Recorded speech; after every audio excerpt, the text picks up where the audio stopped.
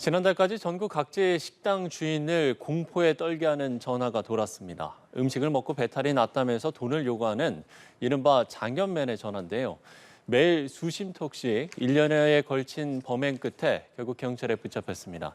한편 성인 페스티벌이 이번에는 서울 압구정에서 개최를 시도했다가 금지를 통보받으면서 시끌시끌한데요. 관련 내용들 이웅혁 건국대 경찰학과 교수와 함께 나눠보도록 하겠습니다. 교수님 안녕하십니까? 네, 안녕하십니까? 네. 자, 식당 업주들에게 거짓말을 해서 돈을 뜯어낸 30대 남성, 이른바 이 장염맨이 경찰에 붙잡혔습니다. 어디서부터가 거짓입니까? 뭐 식당에서 직접 식사를 한 건 맞습니까? 그 자체도 다 거짓, 허위 사실인 거죠. 예. 일단 시청자들 편을 위해서 갑자기 장염맨 그러니까 이게 뭐야 이렇게 생각할 수가 있을 것 같아서 예. 그거보다 짧게 설명드리면 네. 이런 식당에서 식사를 하지 않았음에도 불구하고 자신이 정말 장염이 걸렸다. 그래서 이것에 대한 합의를 요구하는 이러한 사람이 나타났는데 네네. 상당 기간 정부에 걸쳐서 이와 같은 이 식당 사장님을 대상으로 해서 갈취를 해서 어떻게 보면 이름이 붙여진 거죠. 별명 아닌 별명이라고 할까요? 예. 장염을 사칭하는 그런 사람. 그래서 그 장염맨. 뭐 지금 이렇게 그 얘기를 하고 있는 것인데요. 일단 그 질문에 그 답변을 하게 되면 실제 그 식당에 가지 않았음에도 불구하고 마치 정말 간 것처럼 가짜로 얘기를 하면서 아주 그 자기가 고생한 그런 정황은 상세하게 얘기를 합니다. 죽도 사 먹었다, 또 병원에 갔다, 그리고 약도 사 먹고 또 내가 그 해외 출장까지 가고 이런 등등으로 손해를 너무 많이 봤다. 이렇게 얘기를 하는 것이 기본적인 수법이죠. 그러면 아마 그 사장님께서는 그러면 어떻게 했으면 좋겠습니까? 이렇게 얘기를 하면 바로 그렇다고 내가 꼭 무슨 행정처분을 이렇게 민원 제기하려고 하는 것도 아니고 지금 내가 한 10만 원, 뭐 20만 원을 이렇게 내 약값으로 낸 것을 내가 내 돈으로 내는 건 좀 그렇지 않습니까? 이런 취지로 얘기를 해서 결론적으로 30만 원 또는 또 상황에 따라서는 그 이상 또는 뭐 작은 경우 10만 원 이렇게 돈을 편취해 난 사람이 1년 동안 활동을 했다. 그래서 지금 장염맨이다. 그래서 결국은 잡히긴 잡혔습니다. 그런데 어쨌든 지금 여러 가지 방법은 모두 다 거짓이었다. 그리고 이것도 전화를 이제 거는 방법으로 어떻게 본다면 돈벌이치고는 너무 쉬운 돈벌이를 한 것이 아닌가 이렇게 생각이 드는데요. 소위 그 맛집이라고 정평이 나 있는 그런 음식점을 표적으로 해서 인터넷에 보게 되면 전국에 그 다 있겠죠. 맛집을 검색하면 나오지요. 그렇죠. 뭐 제주도도 있고 강원도도 있고 뭐 부산, 뭐 전주. 그래서 그곳에 무려 1년 동안 3,000번을 전화를 걸었습니다. 그 중에서 이 상황에 정말 영향을 받아서 418곳에 그 식당의 사장님이 사실은 업무상으로 상당히 조금 불편하기도 하고 또는 그 행정당국에서 검사가 나오게 되면 조금 불안하기도 하고 또 지금 뭐 바쁜 상황에서 이 식당의 평판도 이렇게 뭐 떨어지고 뭐 이런 등등의 염려 때문에 사실은 원치 않는 그러한 금전 갈취에 응했던 그런 곳이 무려 이제 400곳이 넘었다. 뭐 그래서 결국은 이것을 가만히 그 하루에 몇 번씩 전화를 했느냐 계산을 제가 해봤더니 하루에 한 10번 정도 한 겁니다. 그렇죠. 3,000번, 3,000번이니까 3,000번 넘게 그 한 달에 300번을 하게 된 거죠. 네. 근데 그런 내용으로 욕할 수가 있겠죠. 그렇게 정말 매일 수십 곳씩 전화를 하다 보니 자연스럽게 피해를 본 뭐 식당도 많을 것 같고요. 그리고 이 거짓말에 속은 뭐 식당 주인들도 상당히 많을 것 같은데 그러면 피해 규모는 어느 정도나 됩니까? 네, 그래서 이제 제가 아까 말씀드린 대로 뭐 소액에서는 10만 원에서 또 어떤 분은 100만 원도 이렇게 지급한 분도 있고요. 그러니까 토탈을 그 해봤더니 그 무려 9천만 원까지 사실은 돈을 갈취를 하게 된 뭐 이런 그 내용이었습니다.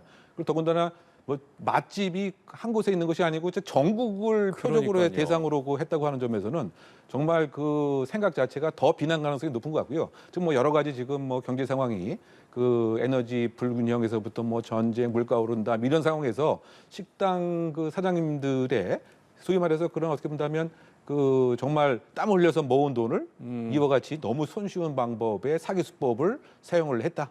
이런 측면에서 정말 상습성이 농후한 사기범인데 비난 가능성은 훨씬 더 높은 것이고요. 그 죄질도 아주 그 안 좋은 죄질로 좀 우리가 비평을 분명히 가해야 할 그러한 사기꾼이다. 이렇게 요약할 수가 있을 것 같습니다. 이번 이 사건이 좀 기시감이 드는 게요. 코로나19 시기에 비슷한 수법으로 사기를 치다가 실형을 선고받은 선례가 있지 않습니까? 네. 이게 동일인입니까? 아니면 네, 결론적으로 모방 얘기하면은 이게 그 얼마 몇 개월 전부터 이런 상황이 계속 반복됐기 때문에 예, 예. 혹시 누가 모방 범죄를 한 것인가? 아니면 좀 우스갯소리로 장현맨 리턴스, 장현맨이 또 다시 지금 복귀한 거 아니냐? 예, 이런 예. 그 얘기들이 사실은 그 사장님들 그 인터넷 커뮤니티에서 있었습니다. 그러다 보니까 서로 간에 이제 뭐 정보를 뭐 공유하고 그 당시에 그 수법도 사실은 지금 말씀드린 이런 상황과 상당히 그 비슷한 그런 이제 그 패턴을 썼었죠. 뭐 그 당시에도 내가 이렇게 좋은 집인 줄 알고 우리 팀하고 가서 갔는데 위생 상태도 그 불량하고 설거지도 안 되는 뭐 그런 것도 있었고 그래서 장염이 이제 걸렸는데 그래서 해외에 출장도 가고 뭐 이렇게 됐었다. 뭐 이런 등등으로 그 사실은 이 사기 행위를 해서 그 사람의 목소리하고 이번 목소리 또 상당히 유사하게 느꼈던 것입니다. 그리고 패턴도 상당히 그 비슷했고요. 다만 뭐 여러 형태의 그 대포 통장, 대포폰, 그다음에 숙박업소를 이렇게 돌아다니고 그리고 낮에는 이와 같은 자신의 영업이겠죠. 어떻게 보면 그걸 하고 이제 야간에는 휴대폰을 꺼버리고 뭐 이렇게 해서 장기간 뭐 도주를 뭐 했습니다만 어쨌든 답을 말씀드리면 동일인이다 이렇게 얘기를 할 수가 있고요. 그러니까 그 당시에도 이와 같은 수법으로 사실은 검거가 돼서 실형을 살았던 거죠. 그러고 나서 지금 사회에 나온 지 뭐 불과 얼마 안 되는 상황에서 똑같은 상황에 소위 그 상습 사기 수법을 활용을 했는데요. 그래서 어쨌든 지금 약 10개월간 지금 말씀드린 것처럼 3천회에 걸쳐서 이제 그 갈취를 했고요. 그래서 결국은 이제 부산에 이렇게 숨어 있던 것을 그 전북 경찰이 검거를 해서 구속된 것으로 현재 알려져 있습니다. 예. 앞서 이제 교수님께서 이게 죄질이 이제 좋지 않다라고 이야기를 해주셨는데 사실 코로나19 시기에도 자영업자들이 많이 힘들지 않았습니까? 그렇죠. 그렇기 때문에 죄질이 좋지 않다라는 부분에 대해서 아마 많은 분들이 좀 공감하지 않을까 싶은데 사실 식당 주인 입장에서는 뭐 일이 바쁘기도 하고요. 뭐 평판이 좀 걱정스럽기도 하고 아무래도 이런 전화를 받게 되면 상당히 좀 움츠러들지 않겠습니까? 그러면 어떻게 좀 대응을 해야 될까요? 네, 그 지금 이와 같은 소위 그 사기 수법을 썼을 때 네네. 먹히지 않았던 사례도 있었습니다. 그 이제 식장 그 사장님들이 아니 그러면 당신 그 손님이 어느 날 몇 시에 어느 위치에 그 앉았느냐 이런 질문을 했던 사장님도 계시고요. 예. 또 어떤 사장님은 그러면 우리 식당에서 식사를 했다라고 하는 영수증이 있느냐 이렇게 또 대질문을 했습니다. 그러면 이 지금 사기꾼은 그 말을 들으면 전화를 이제 끊어버리기는 했던 거죠. 그러니까 이 말씀을 드리는 것은 지금 그와 같은 이른바 그 갈취 사기범의 전화가 오게 되면 지금 제가 말씀드린 상황을 꼼꼼히 사실은 따질 필요가 있다. 그러니까 어느 시기에 왔었고 또 우리 가게에는 CCTV가 있기 때문에 당신이 정말 왔으면 다 확인할 수가 있다. 그리고 영수증이 그 있느냐 이런 등을 그 통해서 그 응대에 있어서 그렇게 위축을 받는다든가 그렇게 할 필요가 없습니다. 더군다나 이와 같이 지금 여러 가지 뭐 협박도 하고 행정처분 또 민사소송도 하겠다. 근데 이것을 다 사실은 설령 그렇다고 하더라도 입증을 해야 될 사람은 본인 당사자거든요. 뭐 그렇다고 본다면 오히려 겁을 더 반격을 할 수가 있죠. 아니 당신이 이렇게 되면 갈취범으로 우리가 가만히 있지 않을 테다. 뭐 이런 식의 객관적인 그러한 그 증거들을 거꾸로 요구하고 우리 그 가게에서는 CCTV도 있고 또 영수증을 보여달라. 뭐 이렇게 하는 것이 일단 당황하지 않는 게 중요하겠네요. 당황하지 않고 어떤 객관적인 그런 사실들을 다시 되묻는 것이 가장 피해가 되지 않는 대안이 되지 않을까 생각합니다. 알겠습니다. 자, 이번에는 어디서도 환영받지 못하고 있는 축제 얘기를 해보려고 합니다. 바로 성인 페스티벌인데요. 성인 페스티벌 주최 측이 강남의 압구정 카페 골목을 개최 장소로 공개를 했는데 정확한 장소는 공개를 하지 않았습니다. 그러니까 티켓을 이제 구매하는 사람들에게만 정확한 장소를 공개하겠다라는 건데 이렇게 좀 비밀리에 열려고 하는 이유가 뭡니까? 그러니까 지금 여러 가지 뭐 논란이 될 수 있는 그 이제 부분인데요. 어쨌든 이제 이 그 페스티벌 이 주최 측에서 이제 그렇게 부르고 있는 것인데 이것이 과연 이제 어떤 행사냐 그리고 그 내용 즉 콘텐츠가 어떤 것을 포함하고 있느냐 그 부분 때문에 사실 지금 이렇게 논란이 되고 있고 비밀스럽게 진행하려고 하고 또 관련 그 자치 단체에서는 이것을 다른 법령을 간접적으로 적용을 해서 사전에 행사를 사실 허용하지 않으려고 하는 이런 움직임이 지금 서로 부딪히고 있는 것인데요. 일단 이제 그 내용인즉 지금 뭐 성인 페스티벌이라고 이렇게 명명 그 하듯 소위 혹시 이게 공연 음란적 문제가 많이 있는 것은 아니겠느냐. 그 왜냐하면 여기에 이제 참석하는 소위 배우라고 일단 표하면 일본 성인 그 배우들이다. 예. 그렇다고 봤을 때 이제 복장이라든가 그다음에 이 행사의 그 내용 그 자체가 여성을 성적인 물건처럼 보게 되는 물화처럼 보게 되는 뭐 이런 퍼포먼스라든가 또는 그 음란성이 상당히 문제가 될 수 있는 그러한 행동들을 그 한다든가 예. 라고 하는 것이고 또 어떤 그 복장을 상당히 음란의 문제가 될 수 있는 것을 많은 사람들 앞에서 하게 되면 이것이 바로 또 공연 음란죄의 또 문제가 될 수도 있습니다. 뭐 이런 등등의 그 컨텐츠를 갖고 있기 때문에 사실 이제 그 자치단체에서 이것을 허용을 하지 않으려고 하는 입장인데 그런데 이 주최 측에서는 지금 성인만 사실 등장을 하게 하고 예, 성인만 입장을 하게 한다라고 한다면 사실상 이것은 성인의 그 건전한 그런 도덕 기준 또는 의사 판단 기준에 맞추어서 판단을 해야 될 문제이지 이것을 사전에 그 규제를 너무 또 과잉 규제를 하는 것은 아니냐 예. 뭐 이런 것이 지금 논란이 될 수가 있는 그래서 지금 이 그 단체가 지금 압구정 이전에 세 곳에 사실 뭐 신청을 그 했습니다만 네네. 그 역시 이제 거절이 그 당했던 것이고 그래서 지금 아까 잠깐 설명을 하신 바와 같이 특정 일에 그 압구정 고 이렇게 카페들이 많이 있는 고 장소 중에 한 곳을 당일날 몇 시간 전에 알려주겠다. 예. 뭐 그렇게 지금 입장을 바라는 입장이고요. 그러다 보니까 이제 강남구청 그 입장에서도 그곳에 있는 이를테면 이제 그 식당들 약 한 300여 곳이 되는데 300여 곳에 공식 그 공문을 보내서 관련 법에 근거해서 그와 같은 행사를 사전에 금지한다. 금지 통보를 한 것 같습니다. 예. 그래서 만약 그 통보를 그 위반하게 되면 일정한 행정 처분을 이제 하겠다. 뭐 지금 이와 같은 상황으로 지금 부딪히고 있는 것으로 요약이 되겠죠. 예.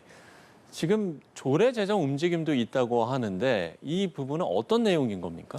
그러니까 지금 이제 뭐 수원시 같은 경우에는 이제 예. 그 청소년 보호법 자체를 좀 개정을 해서 왜냐하면 그 여러 가지 규정 중에서 과연 업소라고 하는 그런 부분을 예를 들면 이와 같이 공연을 하는 장소를 과연 업소로 볼 수 있는지에 있어서는 해석에 있어서 소위 말해서 불확정 개념이기 때문에 예. 그런 부분을 개정을 하고 또 그 시에 관련된 여러 가지 그 사회 질서 소위 공소 양속에 관한 일정한 행정 조치를 할 수 있는 조례가 명확히 없기 때문에 뭐 그것에 대한 조례를 움직임을 새롭게 만들겠다. 뭐 이런 그 입장인 것 같고요. 예. 그런데 또 이것이 지금 또 정치권에서는 이른바 뭐 이대남 또 남성 여성 갈등에 관한 문제로 조금 진화 발전하고 있는 것이 아닌가 이런 생각 듭니다.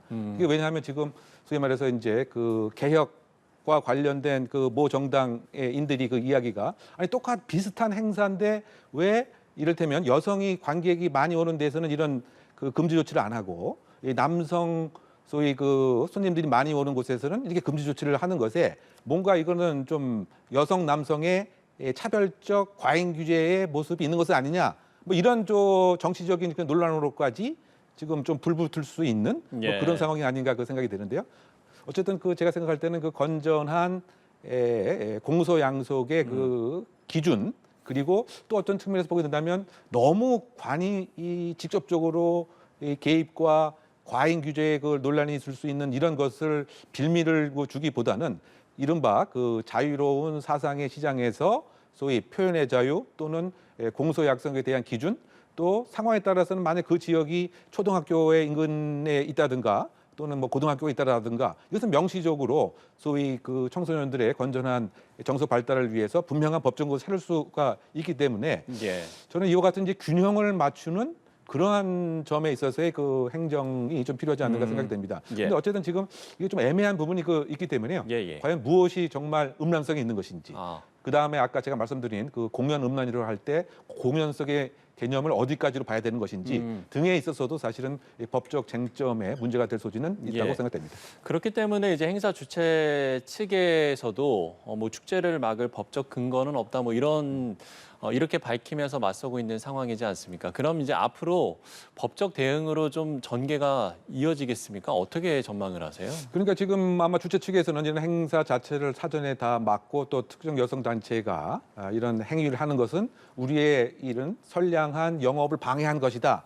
이런 혹시 그 업무 방해가 있는 것이 아니냐 이렇게 아마 고소 고발전으로 조금 뭐 이루어질 가능성도 있지 않는가 그 생각이 되고요. 예, 예. 그리고 또 아까 지금 말씀드린 것처럼 그 우리나라가 그 어느 순간부터 그 여혐 남혐 약간 갈등적인 모습이 있는데 이번 또 이런 일을 그 계기로 해서 뭐 정치권에서도 그 이른바 뭐 2대 남 또 지금 이번에 그 20대 여성 남성이 어느 정당을 지지해 했느냐 또 과거에 소위 그 정치 투표의 획득 전략으로서 이것이 오남용될 또 문제도 있기 때문에 저는 이것을 그 떠나서 저는 아까 제가 말씀드렸던 그 청소년의 그 발전, 건전한 도덕심의 발달 그리고 그 지역 사회의 평균적인 공소 양속의 개념 등에 그 맞추어서 너무 조급하게 과잉적으로 그 규제하기보다는 우리 좀 각 시민 구민의 건전한 시민 의식에 조금 이렇게 기대를 해보는 것이 더 낫지 않는가 개인적으로 생각합니다. 예, 알겠습니다. 자, 다음 이슈로 넘어가겠습니다. 결혼할 여친을 잔혹하게 살해한 남성이 기소된 일이 있었습니다. 바로 지난해 일어난 일인데 먼저 이 사건 경위를 좀 들어볼까요? 네, 그 이제 작년 한 7월 경에 예. 이 두 그 남녀가 함께 살고 있고 작년 기준으로 봐서 그리고 올해죠. 올 봄에 결혼을 할 이런 이제 관계에 있었던 것이죠. 그런데 7월 24일로 기억하는데요. 낮 12시 그 반 경에 예. 이 남성이 곧 함께 결혼을 할 이 여성에 대해서 무차별 흉기 공격을 하게 됐습니다. 무려 그 뭐 흉기 난동 비슷한 그런 횟수 무려 191회에 걸쳐서 흉기로 이제 공격을 하고요. 그리고 나서 이제 바로 또 112에 또 신고를 했습니다. 내가 나의 아내가 될 그 여성을 이렇게 그대로 표현을 빌면 난도질을 했다.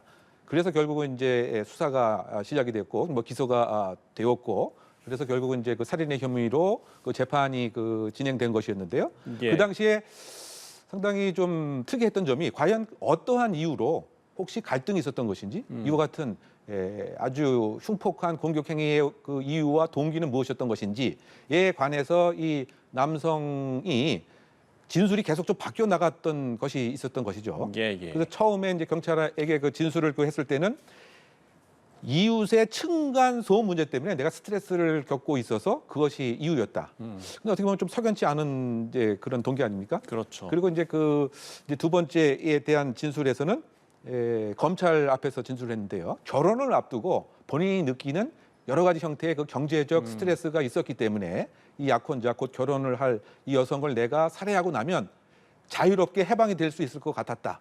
뭐 이렇게 두 번째에 그 동기를 얘기를 했죠. 이게 또 바뀌었습니다. 예, 예. 그리고 이제 그 재판관 그 앞에서는 그 동기를 둘이 다투는 과정에서 이 여성이 정신지체냐라고 하는 얘기를 듣고서 내가 격분을 해서 이와 같이 살해를 했다. 그런데 어쨌든 큰 틀에서 보게 되면 암만 그렇다라고 하더라도 그 191회에 걸쳐서 이 흉기로 공격할 수 이제 있겠느냐라고 하는 상당히 그 이른바 비난 동기 가능성이 이제 큰 그러한 이제 범죄인 것이죠. 그래서 어쨌든 이 재판부의 그 입장에서는 그 세 번째의 그 동기를 이제 이유로 해서 예. 뭐 결론적으로 살인의 그 유죄로 1심에서는 17년을 이제 선고를 했던 것이고요. 그다음에 이제 2심에서는 이제 형량이 더 높아졌지 네, 않습니까? 2심에서는 예. 이제 그 23년에 검찰이 25년을 이제 구형을 했는데 거의 검찰이 그 구형한 것에 육박할 만큼 예. 사실은 이제 그 1심보다 그 높아진 항소심의 양형 그 결과였던 거죠. 그래서 요약하게 되면 어쨌든 양형의 이유는 그럼 뭐라고 밝혔습니까? 그 일단은 이제 1심보다는 그 더 중형을 받게 되었는데 예, 그 예. 이유 자체가 지금 이제 설명드린 바와 같이 이 비난 동기 즉 인명 경시적 정말 어떻게 곧 결혼할 사람을 191회에 걸쳐서 흉기로 공격할 수 이제 있겠느냐 그리고 어떤 뉘우침 뭐 사과 뭐 이런 것도 이제 없었다 뭐 이런 점에 더 형이 그 가중되는 이런 것으로 이제 결론이 났고요. 예. 물론 이제 지금 뭐 재판부 입장에서는 이 두 사람이 모두 여러 가지 그 가정 환경도 상당히 조금 불우하기도 하고 또 경제적으로도 어렵고 또 여성 같은 경우도 역시 지병도 있었고 뭐 이런 등등의 상당히 안타까운 뭐 그런 상황에서 남편 뭐 역시 병이 있으신 부모님 모시고 뭐 이런 등의 그 참작할 만한 뭐 사항이 있긴 합니다만 이 행동이 자체는 너무 그 소위 말해서 우리가 그 양형 기준표에 의하면 보통 살인이라고 하는 것을 넘어서서 비난 동기 살인이라고 하는 그 유형에 해당되기 때문에 1심에서는 그 유형에 해당되는 것으로 이제 보지 않았던 것이죠. 그런데 항소심에서는 비난 동기 살인 유형에 그 해당되는 것으로 판단을 해서 17년에서 23년으로 상향된 양형 결과가 있었던 내용입니다. 예, 알겠습니다. 이런 이제 연인 간의 폭력 사건은 뭐 계속해서 이어지고 있기 때문에 또 이런 범죄가 이제 대형 범죄로 또 이어지는 경우들도 있고요. 그렇다 보니까 글쎄 어떤 초기 대응이 좀 중요하지 않을까라는 생각이 드는데 이런 사건을 우리가 막기 위해서 가장 좀 중요한 건 어떤 거라고 끝으로 보시는지요? 그러니까 결국은 이제 지금 조금 전에 그런 사례는 어떤 가정 폭력이 뭐 진화 발전한 것 같고요. 네. 뭐 조금 전에 좀 말씀하셨던 것도 이제 이 3월 말에 소위 그 함께 그 사귀었던 고등학교 동창이고 학교도 같이 다녔는데 소위 만나주지 않는다는 또 이유로 그 다음날 찾아가서 그야말로 얼굴 그다음에 목 등에 가혹한 행위를 해서 병원에 10일 이상 입원을 했다가 또 사망을 하게 되는 뭐 상해치사의 그 결과가 네. 뭐 생겼던 뭐 이런 것들도 어떻게 본다면 지금 제가 말씀드린 그 사항은 대표적인 스토킹이라고 하는 그 범죄가 끔찍한 사망이라고 하는 결과까지 야기시키게 된 것이죠. 그래서 이제 이와 같은 것에 대한 초기 대응에 있어서 소위 말해서 그 자신이 이별 선언을 했을 때 그 남성이 제대로 그 받아들이지 않게 되면 그 다음부터는 이 남성 입장에서는 아와 피아의 마음을 갖게 됩니다. 예. 내가 이렇게 열애에 소위 말해서 10번 집고 안 넘어가는 나무가 없다라고 하는 잘못된 남성지향적 생각을 갖고 있고 또 여성은 분명히 자신의 의사를 표현했는데 그 과정에서 인격적 모멸에 관한 뭐 그런 것들도 생기게 되고요. 그러면 이것이 악순환이 되게 돼서 그야말로 끔찍한 결과가 생겨야 이것이 그대로 끝나게 되는 이런 문제가 되기 때문에 초기 대응이 그 중요한데 즉 네. 스토킹에 관한 위험성이 있게 되면 특히 그 경찰의 입장에서는 바로 물리적으로 상당 기간 떨어지게 지내는 그런 제도를 활용해야 됩니다. 그것이 사실은 이제 그 스토킹 관련 법안에 의하면 잠정 조치 사후라고 하는 것이 있는데 이것은 이제 인신 구속에 관한 거기 때문에 실질적으로 많이 이 경찰이 그거를 적용하지 않으려고 하는 이제 문제가 있긴 합니다. 그래서 요약을 하게 되면 어쨌든 초기 대응에 있어서 스토킹 범죄는 분명한 끔찍한 범죄이고 따라서 이것이 무슨 사랑 싸움 같은 것이 아닌 것으로 끔찍한 흉악한 범죄다라고 하는 것이 가해자 또는 또 연인 관계에서도 인지가 되어야 되고 수사기관 그 역시 이것을 개인 이성 간의 문제로 볼 것이 아니고 살인 사건으로 진화될 수 있는 것을 사전에 제도적으로 막는다라고 하는 이런 이제 좀 진중한 접근이 필요하고 잠정 조치 사후와 관련돼서도 검찰 법원도 적극적으로 승인을 하는 그런 태도가 좀 많이 좀 필요하다. 저는 그런 것을 대안으로 생각합니다. 예, 알겠습니다. 자, 사건 사고 내용들 이용혁 건국대 경찰학과 교수와 함께 이야기 나눠봤습니다. 오늘 말씀 고맙습니다.